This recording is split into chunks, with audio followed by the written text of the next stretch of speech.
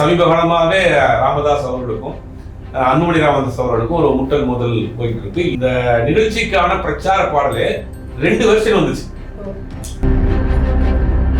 என்ன சொல்றாரா, கட்சிக்குள்ளேயே கூட்டணி வச்சிருக்கிறாங்க, என் பேச்சை கேட்காதவங்க கடவுள் தூக்கி போட்டுருவேன், கூட்டணியை பத்தி முடிவாக இருக்கிறது எனக்கு தான் தெரியும். இது என்னன்னா அன்புமணி ராமதாஸினுடைய ஆதரவாளர்களுக்கு பெரிய ஒரு மன வருத்தத்தையும் சலசலப்பை ஏற்படுத்தும். அப்படி அப்பா பையன் சண்டையை மேடையில போட்டு உடைக்கிறாரு.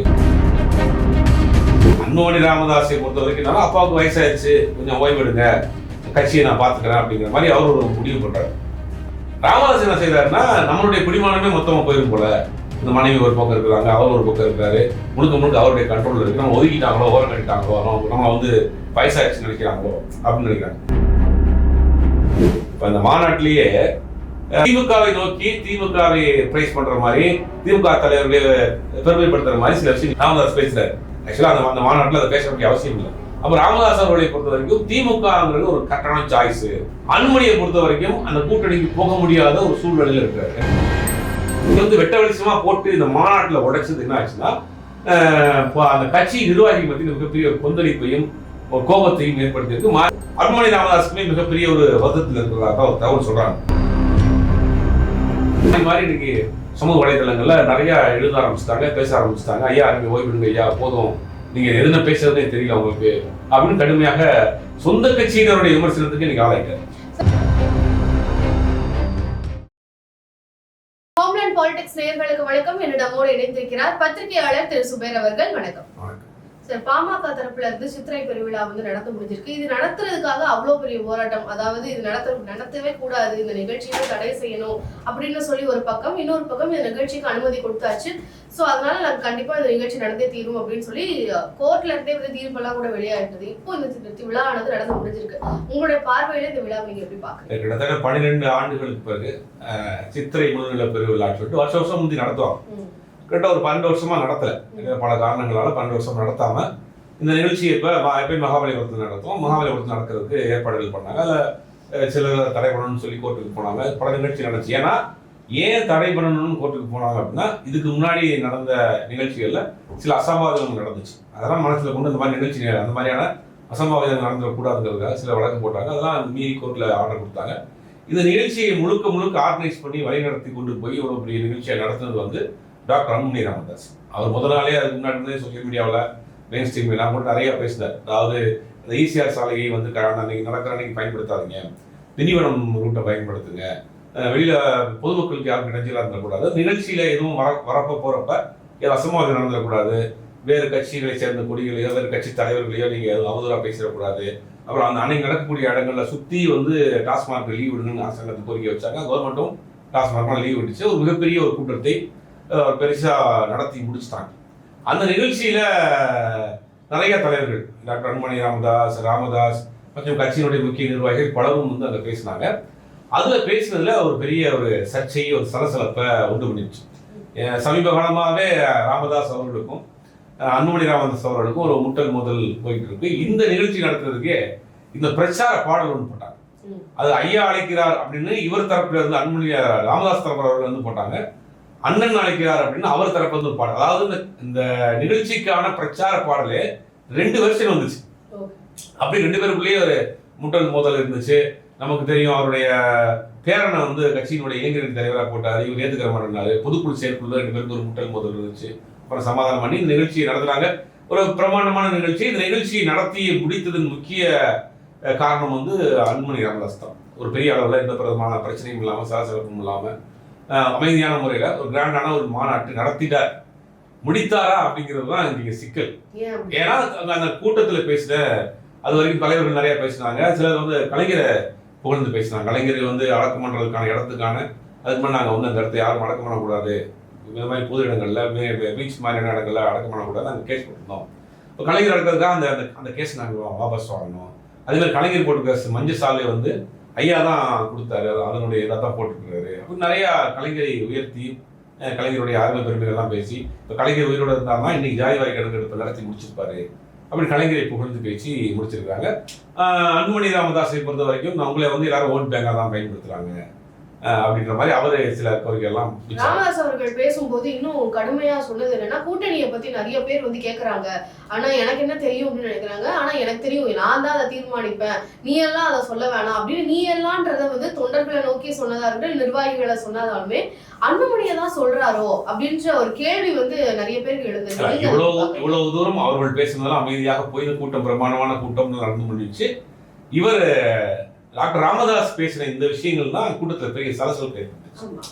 ஏன்னா கட்சியை கடந்த 5-6 வருடமாக வழி நடத்தி கொண்டு போறது வந்து அன்புமணி ராமதாஸ் தான். அவர் கண்ட்ரோல்ல தான் கட்சி இருக்கு. அவர் தான் நிர்வாகிகளை போடுறாரு. அவருடைய நிர்வாகிகள் தான் பெரும்பாலும் இருக்கிற ஐடியா இருக்கட்டும், இளைஞரணியா இருக்கட்டும், எல்லாத்தையுமே அவருடைய நிர்வாகிகள் நகரம், மாவட்டம், பெருநகரம் எல்லாத்தையும் அவர் தான் அவருடைய நிர்வாகிகள் தான் இருக்காங்க. இப்ப அவர் ஏற்பாடு பண்ண ஒரு நிகழ்ச்சி தான். அவர் தான் முழுக்க இந்த நிகழ்ச்சி ஆர்கனைஸ் பண்றாரு. பக்கத்தில் வேலை செய்தாரு. எந்த அசம்பாவிதம் நடந்துடக்கூடாதுன்னு பார்த்து இந்த நிகழ்ச்சியை ஒரு பிரம்மாண்டமா நடத்தி அவர் தலைமையில் இருக்கிறப்ப அவரையே அப்படி விமர்சனம் பண்றப்ப தான் அவருடைய ஆதரவாளர்கள் இந்த கூட்டங்களிலேயே சலசலப்பு ஆகிப்போச்சு. இப்ப என்ன சொல்றாரா, கட்சிக்குள்ளேயே கூட்டணி வச்சிருக்கிறாங்க, என் பேச்ச கேட்காதவங்க கடலை தூக்கி போட்டுருவேன், கூட்டணியை பத்தி முடிவா இருக்கிறது எனக்கு தான் தெரியும், நான் தான் அதிகாரம் இருக்கு, எனக்கு என்ன தெரியும் நினைக்கிறீங்க, இப்ப வரைக்கும் நான் வந்து ஸ்ட்ராங்கா இருக்கேன் அப்படின்னு அவரு பேசுற. இது என்னன்னா அன்புமணி ராமதாஸினுடைய ஆதரவாளர்களுக்கு பெரிய ஒரு மன வருத்தத்தையும் சலசலப்பை ஏற்படுச்சு. நான் வேலை பார்த்துருக்கிறோம், ஒரு வாரம் 10 நாள் இங்கே கிடக்கிறோம், அவரை பார்க்கறது தான் வந்திருக்கிறோம், ஒரு பெரியவர் இப்படி வந்து அப்பா பையன் சண்டையை வந்து மேடையில் போட்டு உடைக்கிறாரு, இது பொதுக்குழு செயற்குழுவில் பேசினா கூட பரவாயில்ல. ஒரு மாநாடு கிட்டத்தட்ட 12 வருஷம் கழிச்சு நடக்குது. இந்த மாநாட்டில் வந்து நிறைய விஷயங்கள் அவர் பேசுவார். இந்த சாதிவாரி கணக்கெடுப்பு நம்ம தான் தொடர்ந்து பேசணும், நம்மளுக்கு கிடைத்த வெற்றின்னு பேசுவார். இல்லை தொடர்ந்து மற்ற விஷயங்கள் கூட்டணி சம்மந்தமாக கலந்து ஆலோசித்து முடிவு பண்ணுவோம், நம்ம எல்லாம் சேர்ந்து பண்ணுவோம், வெற்றி கூட்டணி அமைப்போம், நம்ம சமூக மக்களுக்கான இடஒதுக்கீடு 10 அவர் பேசியிருந்தார், 10.2 கண்டிப்பாக கொண்டு வர போறோம் அப்படின்னு. அதாவது தொடர் போராட்டம் நடத்துனா கூட பேசியிருந்தார். இந்த மாதிரி விஷயங்கள்லாம் கூட ஹைலைட்டா பேசுவாரு அப்படின்னு பார்த்தா இவர் பேசின இந்த உட்கட்சி பிரச்சனை தான் அது ஒரு பெரிய ஹைலைட் ஆகி போச்சு. அதை தொடர்ந்து என்ன ஆகி போச்சுன்னா பாட்டாளி மக்கள் கட்சியினுடைய ஆத்தரைஸ்டு ஐடி விங்கா இருக்கக்கூடிய சில இதெல்லாம் கூட வந்து அவர் விமர்சனம் பண்ண ஆரம்பிச்சிட்டாங்க. நைட்டே விமர்சனம் பண்ணாங்க. ஐயா நீங்க ஓய்வு விடுங்க ஐயா, இது உங்களுக்கு தேவையா ஐயா, நீங்க பெரிய அவங்க அறிவுரை சொல்ற அளவுக்கு எங்களுக்கு வந்து இது கிடையாது, வயது கிடையாது, ஆனாலும் இப்ப நீங்க கொஞ்சம் ஓய்வு எடுங்க, நீங்க என்ன பேசணும்னு உங்களுக்கு தெரியல, எங்களுக்கு மன வருத்தமா இருக்குன்னு கடுமையாக அவருடைய கட்சி ஆட்கள் அவரையே வந்து கண்டிப்பாக விமர்சனம் பண்ணக்கூடிய அளவுக்கு நேற்று நைட்டு வந்து ஒரு வாக்குவாதம் போயிட்டு இருக்கு. அன்புமணி ராமதாஸுக்குமே மிகப்பெரிய ஒரு வருத்தத்தில் இருக்கிறதாக ஒரு தகவல் சொல்றாங்க. ஏன்னா நம்ம இவ்வளவு கஷ்டப்பட்டு ஒரு மாநாட்டை எந்த பிரச்சனையும் இல்லாம சலசலப்பும் இல்லாம வெளியில இருக்க ஆட்கள் தான் காப்பாத்திட்டோம், உள்ளுக்குள்ள இருக்க இவர்கிட்ட காப்பாற்ற முடியல, நமக்கு ஒரு வேதனையா இருக்கு அப்படின்னு அவர் ஒரு அப்செட்ல இருக்கிறதாக சொல்றாங்க. அவருடைய ஆதரவாளர்கள்லாம் தொடர்ந்து கடுமையாக விமர்சனம் பண்ண ஆரம்பிச்சிட்டாங்க. இது உட்கட்சி பிரச்சனை வந்து மோதலா வெடிச்சு சமூக வலைதளங்கள்ல ஒரு பெரிய விவாதமாவே இன்னைக்கு போயிட்டு இருக்கு. அன்புமணி ராமதாஸை பொறுத்த வரைக்கும் அப்பாவுக்கு வயசாயிடுச்சு, கொஞ்சம் ஓய்வெடுங்க, கட்சியை நான் பாத்துக்கிறேன் அப்படிங்கிற மாதிரி அவர் ஒரு முடிவு பண்றாரு. ராமதாஸை பொறுத்த வரைக்கும் நான் வந்து ஒன்றும் ஆக்டிவா தான் இருக்கிறேன், என்ன ஓரம் கட்டிக்காதீங்க, நான் சொல்றது தான் கரெக்டு, நான் தான் அந்த கட்சியை உருவாக்குனவன் அப்படிங்கிறது அவர் பாயிண்ட் ஆஃப் வியூல அவர் சரிதான். கட்சியை உருவாக்குனவர், கட்சியை வந்து இன்னைக்கு இவ்வளவு பெரிய அளவுக்கு உருவாக்கி வச்சிருக்கிறாருன்றதெல்லாம் சங்கமா இருந்ததை கட்சியை உருவாக்கி வச்சிருக்காருலாம் மாற்றத்துக்கு கிடையாது. ஆனா அன்புமணி ராமதாஸுக்கு இன்னைக்கு 60 வயசு ஆகுது. அவரும் சின்ன பையன் கிடையாது, அவரும் மெச்சூர்டா இருக்காரு. அவரும் கிட்டத்தட்ட ஒரு 20-25 வருஷமா அரசியல் டிராவல் பண்றாரு, மத்திய அமைச்சராக இருந்திருக்காரு, கட்சி இளைஞரணி தலைவராக இருக்காரு, அப்புறம் தலைவராக இருக்காரு, பல பொறுப்புகள் இருந்திருக்காரு. அவருக்கும் இன்னைக்கு ஒரு அனுபவம் இருக்குல்ல. அப்ப அதை வந்து அந்த பதவியை விட்டு கொடுக்க மாட்டோம் அப்படிங்கிறாரு. ரெண்டாவது இன்னொரு தரப்பு வந்து அவங்க 2 பேரும் ஒரு நாடகம் போடுறாங்க, ஒரு டிராமா பண்றாங்க அப்படின்ற மாதிரி வெளியில கூட்டணிக்காக பண்றாங்கிற ஒரு செய்தி ஒரு கருத்தை வைக்கிறாங்க. எனக்கு என்னுடைய பாயிண்ட் ஆஃப் வியூல அது வந்து இப்படி அவங்க டிராமா பண்ணாங்கன்னா கட்சி பலகீனமா தான் ஆகும். அது டிராமாவா இருக்காது, உண்மையான ஒரு முதலா தான் இருக்கும். இந்த இடத்துல வந்து அன்புமணி அவருடைய கைகள் தான் ஓங்கி இருந்தது அப்படின்றது ஒரு பக்கம் இருந்தாலும், ராமதாஸ் அவர்கள் வந்து அவருடைய பேரனையும் வந்து எந்த இடத்துலயுமே விடக்கூடாதுன்றதுக்காக அவரையும் கூட கூட்டிட்டு போனாரு அப்படின்ற மாதிரி எல்லாம் சொல்றது, அது எப்படி இல்ல. கடந்த சில நாட்களாக அந்த முகுந்தன்கிறவருடைய அந்த மகள் வழி பையன் பேர அவர் தான் வந்து அந்த அவருக்கு ரொம்ப பாதுகாப்பா அரவணைப்பா இருக்கிற கூட இங்கே போக வரதெல்லாம் கூட்டு போறது வரதெல்லாம் அவர் தான் இருக்காரு. அப்ப தன்னுடைய ரெப்ரஸன்டேட்டிவா நான் அங்க போய் இருக்க முடியாத இடத்துல என் பேரனை கொஞ்சம் உட்கார வைக்கிறேன் அப்படின்னு நினைக்கிறார். என்னோட ரெப்ரஸன்டேட்டிவ் அங்க உள்ள ஒரு ஆள் இருக்காங்க, என்ன நடக்குதுன்னு சொல்லணும்ல. அது அப்ப இவர் என்ன சொல்றாரு, முகுந்தன் உள்ள வந்தா அவருக்கு நியூஸ் போகும், எதுக்கு எடுத்தாலும் நம்ம ஒரு சின்ன நிர்வாகி போறதா கூட அங்கிருந்து போன் பண்ணுவாரு இவரு.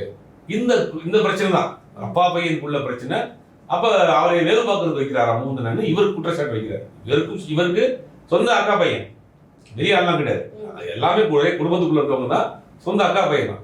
ராமதாஸ் என்ன செய்யறாருன்னா, நம்மளுடைய பிடிமானமே மொத்தமா போயிடும் போல, இந்த மனைவி ஒரு பக்கம் இருக்கிறாங்க, அவர் ஒரு பக்கம் இருக்கிறாரு, முழுக்க முழுக்க அவருடைய கண்ட்ரோல் இருக்கு, நம்ம ஒதுக்கிட்டாங்களோ, ஓரம் கட்டிட்டாங்களோ, நம்ம வந்து வயசாச்சு நினைக்கிறாங்களோ அப்படின்னு நினைக்கிறாங்க. தனிப்பட்ட ஆளுமையாக சிறு வயதிலிருந்து உருவானவர்கள் என்னன்னா கடைசி நிமிடம் வரை தன் பவர் இருக்குன்னு நினைப்பாங்க. தனியாக ஒரு இயக்கங்களை, சாம்ராஜ்யத்தை, ஒரு கட்சியை, ஒரு நிறுவனத்தை உருவாக்கியவர்கள் வந்து என்ன பண்ணுவாங்கன்னா, அவங்கள்ட்ட வந்து பிடிமானம் தண்டிருக்குன்னு நினைப்பாங்க. எனக்கு தெரிஞ்ச ஒரு மிகப்பெரிய ஒரு தொழிலதிபர், அவருடைய கடைசி காலம் நிறைய கல்வி நிறுவனங்கள் வச்சிருக்காங்க, நிறைய நிறுவனம் வச்சிருக்காங்க. அவர் முடியாம ஹாஸ்பிட்டல்ல கையெழுத்து போட கூட முடியாது, கையெழுத்து போறப்ப நடுங்கும். அதனால ஒவ்வொரு மாசமும் ஒரு கையெழுத்து போட்டா தான் கிட்டத்தட்ட 5000க்கும் மேற்பட்டவருடைய சம்பளம் போகும். அப்படி ஒவ்வொரு மாசமும் கையெழுத்து போறப்ப அவருடைய கையெழுத்து போடக்கூட முடியாம கையெழுத்து சேக் ஆயிரும், செக் இது ரிட்டர்ன் வந்துடும். ஆனா கடைசி நிமிடம் வரை தன்னுடைய பிடிமானம் கையில் வச்சிருந்தார். ஒரு பிரிச்சு கொடுக்கலாம், அவருக்கு ஒன்று பசங்க இருக்காங்க, குழந்தைங்களாம் இருக்காங்க, கொடுத்துடலாம். இருந்தாலும் கூட பவர் நம்மகிட்ட தான் இருக்கணும், நம்மகிட்ட பவர் இல்லைன்னா நம்ம இந்த தூக்கி போட்டுருவாங்கிறது ஒரு இது. அதே மாதிரி தான் இவர் ஒரு தனிப்பட்ட, இப்போ அன்புமணி ராமதாஸ் எடுத்தாலுமே, ராமதாஸுங்கிற ஒரு தலைவர் உருவாக்குறதுனா ஒரு டாக்டர், அதுக்கு ஒரு வன்னியர் சங்கம், அப்புறம் மாற்றாளி மக்கள் கட்சி, இன்னைக்கு இத்தனை மத்திய அமைச்சர் கட்சியில் இருந்திருக்காங்க, எம்எல்ஏ இருந்திருக்காங்க, எம்பி இருந்திருக்காங்க. ஒரு கட்சி பாட்டாளி மக்கள் கட்சிங்கிறது ஒரு கட்சியை உருவாக்கி வச்சிருக்காங்க. அப்போ நான் உருவாக்குனது தானே, தனி ஒரு மனிதனாக நான் உருவாக்குனது. எல்லாம் வந்த பிறகு எனக்கு உரம் கட்டிட்டீங்கன்னா, ஒதுக்கிட்டீங்கன்னா நான் எனக்கு என்ன பிடிமானம் அப்படின்னு அவர் நினைக்கிறார். அது ஒரு பாயிண்ட் ஆஃப் வியூ. இன்னொரு பாயிண்ட் ஆஃப் வியூ கூட்டணி ரீதியாக ரெண்டு பேருக்குமே நேரடியான மோதல். இப்போ இந்த மாநாட்டிலேயே திமுகவை நோக்கி திமுகவை பிரைஸ் பண்ற மாதிரி, திமுக தலைவர்களை பெருமைப்படுத்துற மாதிரி சில விஷயங்கள் பேசுறாங்க. ராமதாஸ் பேசுறாரு. திமுக என்ன பேசுறாரு, கலைஞருக்கும் அவருக்குள்ள உறவு, கலைஞர் இருந்தா ஜாதி வாரி கணக்கு நடத்திருப்பாரு, கலைஞர் நாங்கள் தான் மஞ்சள் தூள் கொடுத்தோம், கலைஞரை பத்தி பேசுறாரு. ஆக்சுவலா அந்த மாநாட்டில் அதை பேச வேண்டிய அவசியம் இல்லை. அப்ப ராமதாஸ் அவர்களை பொறுத்த வரைக்கும் திமுகங்கிறது ஒரு கரெக்டான சாய்ஸ், திமுகவை நோக்கி நம்ம போகணுங்கிறது, அது தூது விடுறாங்க, பேச்சுவார்த்தை நடைபெறுகிறது. அது வந்து நேரடியாக அவர் பேசுறது மாதிரி தான் நான் பார்க்க முடியுது. அன்புமணியை பொறுத்த வரைக்கும் அந்த கூட்டணிக்கு போக முடியாத ஒரு சூழ்நிலையில் இருக்கிறார். ஏன்னா அவர் மீது பல வழக்குகள் இருக்கு. அவர் வந்து மத்திய சுகாதாரத்துறை அமைச்சராக இருக்கிறப்ப அவர் சார்ந்த துறையில நிறைய ஊழல் நடந்திருக்கு, வழக்கு பெண்டிங் இருக்கு. இப்ப பாஜக என்ன நினைக்கிறா, தமிழ்நாட்டில் ஒரு வலுவான கூட்டணியை உருவாக்குறதுக்கு முயற்சி பண்ணிட்டு இருக்காங்க. அதுல பாமகவும் இருக்கு. பாமக கூட்டணியை விட்டு வெளியே போனா பாஜக கோபத்துக்கு ஆளாக நேரும், வழக்குகள் தூசி சட்டப்படும், அதெல்லாம் இருக்கும். அப்போ அதை நோக்கி அவர் பயப்படுறாரு. நம்ம அன்புமணியை பொறுத்த வரைக்கும் அது நமக்கு சிக்கல், இந்த தேசிய ஜனநாயக கூட்டணியை விட்டு நம்ம வெளியே போனோம்னா நமக்கு சிக்கல் நினைக்கிறார். ராமதாஸை பொறுத்தவரைக்கும் என்ன நினைக்கிறாருன்னா, கட்சி ரொம்ப நாளாவே வந்து உள்ளாட்சி அமைப்புகள் தான் முக்கியமா ஒவ்வொரு கட்சிக்கும் ஒரு பேஸ். ஒரு கவுன்சிலராக இருப்பாங்க, ஊராட்சி மன்ற தலைவராக இருப்பாங்க, பேரூராட்சி தலைவராக இருப்பாரு, பேரூராட்சி கவுன்சிலராக இருப்பார், மாவட்ட கவுன்சிலராக இருப்பார். இந்த அமைப்புகள் இருக்கு இல்லையா, இந்த அமைப்புகள் தான் ஒரு கட்சியினுடைய அடிப்படை ஃபவுண்டேஷன். அந்த கட்சிக்கு ஒரு இந்த மாதிரி ஆளுங்கட்சியாக இருக்கிறவங்களுக்கு அந்த பதவிகளுக்கு வந்துடுவாங்க. ஆளுங்கட்சியாக இல்லாதவர்களுக்கு அந்த பதவிகளுக்கு எப்படி வர முடியும் அப்படின்னா, ஏதாவது ஒரு கூட்டணி இருந்தால் தான் அந்த பதவி வர முடியும். ஏதாவது ஒரு ஆளுங்கட்சியோட கூட்டணி இருந்தால் தான் அந்த பதவி வர முடியும். இப்போ பாட்டாளி மக்கள் கட்சியை பொறுத்த வரைக்கும் அந்த மாதிரியான பதவிகள் சமீப காலமாக இல்லை. அப்போ நிர்வாகிகள் வந்து சோர்வாயிருவாங்க. இந்த நிர்வாகிகளை வந்து நம்ம உற்சாகப்படுத்த, நிர்வாகிகள் திருப்பி வந்து நம்ம ஆக்டிவாக வச்சுக்கணும்னா அவர்களுக்கு பதவி வரும். எந்த கட்சியுமே பதவி இல்லைன்னா அந்த கட்சி ரொம்ப நாளைக்கு கொண்டு போக முடியாது. அப்போ அதெல்லாம் கால்குலேட் பண்ணி திமுக கூட்டணி கரெக்டான சாய்ஸ்ன்னு ராமதாஸ் ட்ரை பண்றாரு. ஆனால் ஆல்ரெடி அங்கே வந்து வெற்றிகரமான கூட்டணியாக இருக்குது, ஓவர்ஃபுல்லாக இருக்குது. அங்கே வந்தாலும் இடம் கொடுக்கக்கூடிய அளவுக்கு அங்கே இல்லை திமுக கூட்டணி. இருந்தாலும் ஒரு முயற்சி பண்ணுறாங்க. ராமதாஸ் அன்புமணியை பொறுத்த வரைக்கும்னா அந்த கூட்டணிக்கு போயிடக்கூடாது. இந்த மேடையிலேயே நாங்கள் ராமதாஸ் வந்து திமுகவை உயர்த்தி, திமுக தலைவர் கருணாநிதியை உயர்த்தி பேசுறாரு, கலைஞரை உயர்த்தி பேசுறாரு. ஆனால் இதே நேரத்தில் அன்புமணி என்ன சொல்றாரு, நான் உங்களை யாரையும் அத்துமீற சொல்லலை அப்படின்னு திருமாவளவனை சீர்றாரு. திமுக கூட்டணியில் இருக்கக்கூடிய கலைஞர் அவர்களை வந்து பெருமைப்படுத்தி பேசுறாரு ராமதாஸ். திமுக கூட்டணியில் இருக்கக்கூடிய திருமாவளவன் அவர்களை வந்து சீண்டி பார்க்குற மாதிரி பேசுறாரு அன்புமணி. அப்ப அந்த கூட்டணிக்குள்ள இருக்கக்கூடிய கட்சிகள்ல ரெண்டு முரண்பாடான கருத்து இருக்கு. அப்ப நம்ம இந்த கூட்டணிக்கு போறதுக்கு மிகப்பெரிய ஒரு தடைகளா இருக்கிறது யாருன்னா விசிகா தான் இருக்கு அப்படிங்கிற பாயிண்ட் ஆஃப் வியூ விசிகா விமர்சனம் பண்றாரு, திருமாவளவன் விமர்சனம் பண்றாரு. இவர் வந்து என்ன பண்ணாருன்னா கலைஞரை வந்து வரவேற்று பேசுறாரு, வாழ்த்தி பேசுறாரு. இந்த இவங்க ரெண்டு பேருக்குள்ள இந்த கூட்டணி ரீதியாகவே முரண்பாடு இருக்கு, தன்னை ஒதுக்குறாங்கிற ஒரு முரண்பாடு இருக்கு. அதை வந்து வெட்ட வெளிச்சமா போட்டு இந்த மாநாட்டில் உடைச்சது என்ன ஆச்சுன்னா, அந்த கட்சி நிர்வாகிகள் மத்தியில் மிகப்பெரிய ஒரு கொந்தளிப்பையும் ஒரு கோபத்தையும் ஏற்படுத்தியிருக்கு. மாறி மாறி இன்னைக்கு சமூக வலைதளங்கள்ல நிறைய எழுத ஆரம்பிச்சிட்டாங்க, பேச ஆரம்பிச்சிட்டாங்க. ஐயா நீங்க ஓய்விடுங்க ஐயா, போதும், நீங்க எதுனா பேசுறதே தெரியல உங்களுக்கு அப்படின்னு கடுமையாக சொந்த கட்சியினருடைய விமர்சனத்துக்கு இன்னைக்கு ஆளாயிட்டார். சார், ஆனா இந்த நிகழ்ச்சி நடக்கும் போது பாத்தீங்கன்னா அவருடைய குடும்பத்தினரா இருக்கட்டும், இப்போ அன்புமணி அவர்களுடைய குடும்பத்தினர், மற்ற எல்லாருமே வந்து அந்த நிகழ்ச்சியே வந்து ரொம்ப நெகிழ்ச்சியா வந்து பார்த்து ஆரவாரமா கொண்டாடுறதை நம்மளால பார்க்க முடிஞ்சுது. அந்த நிகழ்ச்சிக்கு பின்னாடி இருக்கக்கூடிய காரணங்கள் அதை பத்தி கொஞ்சம் சொல்லுங்க சார். நிகழ்ச்சிக்குள்ளான தன்னுடைய எப்பயுமே ஒரு எலெக்ஷன் நேரம் நடத்துற எலெக்ஷன் வர்றதுக்கு கொஞ்ச நாளைக்கு முன்னாடி ஒவ்வொரு கட்சிகளும் தன்னுடைய ஸ்ட்ரென்த்தை காட்டுறதுக்கு ஒரு மாநாடு நடத்துவாங்க. ஏறக்குறைய பாட்டாளி மக்கள் கட்சி தன்னுடைய ஸ்ட்ரென்த்தை காட்டுறதுக்கான ஒரு மாநாடாக நடத்திருக்காங்க. அது அன்புமணி தலைமையில் நடத்துறாரு. அதனால அன்புமணியினுடைய அந்த மகள்லாம் பார்த்தீங்கன்னா அவங்களே ஆக்டிவா ஸ்டேஜில் வேலை பார்த்துருக்கோம். பரபரப்பாக வேலை பார்த்துருக்காங்க. ஒய்ஃப் வேலை பார்த்துருக்காங்க. அவருடைய பொண்ணுங்களாம் கூட விசில் அடிச்சதெல்லாம் கூட பயங்கரமாக வயலாக போயிட்டு இருக்கு. அப்போ தன்னுடைய அப்பா அவர் தனக்கு பின்னாடி ஒரு பெரும் கூட்டம் இருக்கு, பாட்டாளி மக்கள் கட்சி எங்களோட தான், எங்களுக்கு எவ்வளோ பெரிய ஸ்ட்ரென்த் இருக்கு பாருங்க அப்படின்னு ஒரு காட்டுறாங்க. அது அவங்களுக்கு ஒரு நெகிழ்ச்சியான விஷயம். அவ்வளவுதான் சார். அதான் அந்த ஸ்ட்ரென்த் வந்து பாட்டாளி மக்கள் கட்சிக்கு யூஸ்வலா இருக்கிறத விட இந்த முறை கம்மி தான். இப்போ தாவேகாக்கு கூட்டம் அப்படின்னு பார்க்கும்போதே மாநாட்டுக்கு 10 லட்சம் பேர் வந்தாங்க. இங்க வந்து அந்த அளவுக்கு கூடலையோ அப்படின்ற ஒரு கேள்வியும் முன்வைக்கிறாங்க. ஏன்னா தாவேகாவுக்கு இணையான கூட்டம்னா இது கூட வரல பாமகவுக்கு அப்படின்ற ஒரு விமர்சனம். முதல்ல தாவேகாவும் பாமகவும் வந்து நீங்க கம்பேர் பண்ணவே கூடாது. தாவேகா ஒன்றும் தவறாத ஒரு கட்சி. இது ஆல்ரெடி பல முறை ப்ரூஃப் பண்ண ஒரு கட்சி. இன்னைக்கு அந்த கட்சியில பல பலகீனம் இருக்கு, உட்கட்சியில பிரச்சனை இருக்குங்கிறதெல்லாம் ரெண்டாவது விஷயம். ஆல்ரெடி ப்ரூஃப் பண்ண கட்சி. தாவேகா ஒன்றும் வந்து தேர்தலை கூட சந்திக்காத ஒரு கட்சி. தேர்தல் சந்திச்ச பிறகுதான் அந்த கட்சி இருக்குமா இல்லை இல்லாம இருக்குமா அப்படிங்கிற ஸ்ட்ரென்த் என்ன அப்படிங்கிறதா யதார்த்தம் தான். இந்த கட்சி பல முறை வந்து திமுகவோட கூட்டணி இருக்கு, அதிமுகவோட கூட்டணி இருக்கு, மத்தியில் அமைச்சராக இருந்திருக்கிறாங்க, சட்டமன்ற உறுப்பினர் இன்னைக்கும் சட்டமன்ற உறுப்பினர் இருக்கிறாங்க, உள்ளாட்சி அமைப்புகளில் சில இடங்கள்ல அவங்களும் இருக்கிறாங்க. அப்படிங்கும்போது ஆல்ரெடி ஒரு குறிப்பிட்ட வாக்கு வங்கி உள்ள கட்சி. அவங்களுடைய வாக்கு வங்கி என்னங்கிறது ப்ரூஃப் பண்ண கட்சி. அப்போ தமாகாவையும் பாமகவையும் ஒப்பிட்டு பேசுறதே முதல்ல வந்து தவறு. தாவேகாவனுடைய அவனோட ஸ்ட்ரென்த் என்னன்னு தெரியாது. அப்போ இந்த கூட்டணியில இன்னைக்கு இது வரைக்கும் 12 வருஷத்துக்கு முன்னாடி நடந்த கூட்டத்தில் இந்த வரைக்கும் கூட்டம் பார்க்குறப்ப கொஞ்சம் கூட்டம் கம்மி தான், கொஞ்சம் ஸ்ட்ரென்த் கம்மி தான். பல நிர்வாகிகள் வெளியே போயிருக்காங்க. அப்பா பையனுக்குள்ள நடக்கக்கூடிய இந்த பிரச்சனை இதெல்லாம் அப்பா பையனுக்குள்ள நடக்கக்கூடிய பிரச்சனை. இப்ப கூட்டணி சம்பந்தமான பிரச்சனைகள் வந்து மாறி மாறி கட்சிகளோட கூட்டணி வச்சது பாமக இருக்கக்கூடிய பல முக்கிய நிர்வாகிகள் கட்சி ஒரு வெளியே போயிட்டாங்க. இப்போ 2012 வந்து 13-12 அது நடந்த பிரச்சனைகளுக்கே வந்து இப்போ வந்து அந்த பிரச்சனைகள் எல்லாம் நடந்துருமோ அப்படின்னு சொல்லிதான் வந்து அந்த நிகழ்ச்சியை வந்து தடை பண்ணியிருந்தாங்க. ஆனா இப்போ அந்த நிகழ்ச்சி நடக்குது அப்படின்னா பாமக வந்து அப்போ இருந்த ஸ்ட்ரென்த்ல இப்போ இல்ல, பாமக நினைச்சாலும் இல்ல, எந்த ஒரு கலவரம்லாம் அப்படிலாம் வந்து வரப்போறதுக்கு வாய்ப்புகள் இல்ல அப்படின்றதுனாலதான் இந்த நிகழ்ச்சியை நடத்த விட்டாங்க அப்படின்னு சொல்றாங்க. இல்ல அப்படி கிடையாது. ஒரு கட்சி ஒரு நிகழ்ச்சி நடத்துறப்போ ஒரு பிரச்சனை அசம்பாவிதம் நடந்துச்சுன்னா அது தொடர்ந்து அதிகமாக நடக்கணும்னு அவசியம் கிடையாது. இதை பக்குவமாக இதை கையாண்டது வந்து அன்புமணி தான். அதாவது ஆரம்பத்துல இருந்தே கைட் பண்ணிட்டு அந்த மாதிரியான நமக்கு ஒரு முத்திரை இருக்கு, நமக்கு அது திரும்ப திரும்ப விழுந்துடக்கூடாது. இப்போ அரசியல் களத்துக்கு வர்றப்ப அந்த மாதிரியான முத்திரையோட வர்றப்ப அது சரியா வராது, அது வாக்கா நமக்கு மாற மற்ற சமூகத்தினுடைய வாக்கு நமக்கு விழுகாது அப்படிங்கிறத அது ஒரு பக்குவமா கொண்டு போகணும்னு நினைக்கிறார். அதை கொண்டு போயிட்டாரா இல்ல நிகழ்ச்சியை வெற்றியாக நடத்திட்டாரு. எந்த பிரச்சனையும் இல்லாம ஒரு கூட்டத்தை சேர்த்து வெற்றியாக நடத்திட்டாரு. பழைய ஸ்ட்ரென்த் பாமகவுக்கு இருக்கா அப்படின்னா அது ஒரு பெரிய கேள்விக்குறிதான். ஆனா நிகழ்ச்சியை வந்து எந்த பிரச்சனையும் இல்லாம சலசலப்பும் இல்லாம எந்த ஒரு இதுவும் இல்லாம கிராண்டா நடத்தி முடிச்சிட்டாரு, சக்சஸ்ஃபுல்லா நடத்தி முடிச்சிட்டாரு. பட் பழைய ஸ்ட்ரென்த் பாமகவுக்கு பழைய பாமகவா இருக்கா அப்படிங்கிறது மிகப்பெரிய ஒரு கேள்விக்குறிதான். அது வந்து தேர்தல் அரசியல் தான் தெரியும். சார், அதே மாதிரி இந்த பாமகவும் சரி வன்னியர் சங்கமும் இணைந்து இந்த நிகழ்ச்சி வந்து நடத்தியிருக்காங்க. இதுக்கு பெரிய அளவுல வந்து ஒரு பெயர் வந்து ஒரு அவப்பெயர் வந்து கிரியேட் ஆனது இல்லையா? அந்த காரணங்கள் இப்பவும் டிராவல் ஆயிட்டு இருக்கா? அதுக்கான காரணங்கள் என்ன? இல்ல முன்னாடி நடந்த சில அசம்பாவிதங்கள் சில கலவரங்கள்னால அந்த ஒரு முத்திரை இருந்துச்சு. அது வந்துடக்கூடாதுன்னு தான் இப்ப திரும்ப அவர் பண்ணிட்டு இருக்காரு. வந்துடக்கூடாது அப்படிங்கிறதுனால தான் பண்றாரு. பட் அதே நேரத்துல அந்த மாதிரியான மேடைகள்ல ஒரு மறைமுகமாக வந்து இன்னொரு கட்சி தலைவரை சீண்ட வேணாமே.